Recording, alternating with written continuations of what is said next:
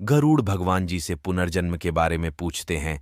पाप करने पर भी परमात्मा प्राप्ति कैसे होती है? जय श्री नारायण। भगवान ने कहा, हे गरुड़, मृत्यु के पश्चात तुरंत और विलंब दोनों प्रकार से दूसरे शरीर में प्राणी प्रविष्ट होता है।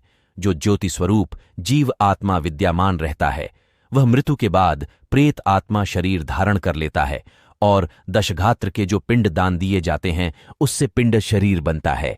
इस पिंड शरीर से प्रेत शरीर एकाकार हो जाता है। जय श्री नारायण नामा। कोई कोई जीव आत्मा पिंड शरीर विलंब से प्राप्त करता है, क्योंकि मृत्यु के बाद वह कर्मों अनुसार यमलोक में जाता है। चित्रगुप्त की आज्ञा से वह वहां के नरक भोगता है।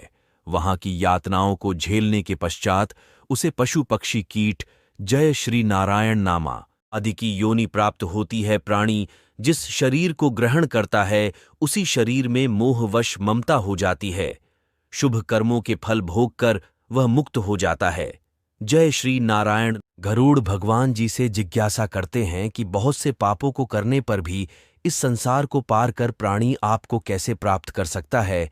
जय श्री नारायण। है पप पुण्य ही जीव आत्मा के साथ जाते हैं। मनुष्य अपनी योनि में जो भी दान पुण्य करता है, वह सभी जिस जिस योनि में व्यक्ति जाता है वहां यह दान भी उपस्थित रहते हैं। जय श्री नारायण नामा। हे पक्षी, राज अपने अपने कर्म में रहकर संसिद्ध प्राप्त कर लेता है। सत्य कर्म शब्दादि विषयों का त्याग कर, राग द्वेष को छोड़कर, यथा प्राप्त भोजन से संतुष्ट मन वाणी शरीर, संयमित काम क्रोध लोभ अहंकार और परिग्रह का परित्याग करके निर्भय होकर शांत हो जाता है। वह ब्रह्म स्वरूप हो जाता है। जय श्री नारायण। शब्द स्पर्श रूप रस और गंध, यह 5 विषयों के अधीन रहने वाले पुरुष सदा दुखी रहते हैं। प्राणी का धन वैभव घर में ही छूट जाता है। मित्र और बंधु शमशान में ही छूट जाते हैं। शरीर को अग्नि ले लेता। जय श्री नारायण। देवता कभी काष्ठ और पत्थर की शिला में नहीं रहते, वह तो प्राणी के भाव में विराजमान रहते हैं। इसीलिए साध भाव से युक्त भक्ति का आचरण करना चाहिए।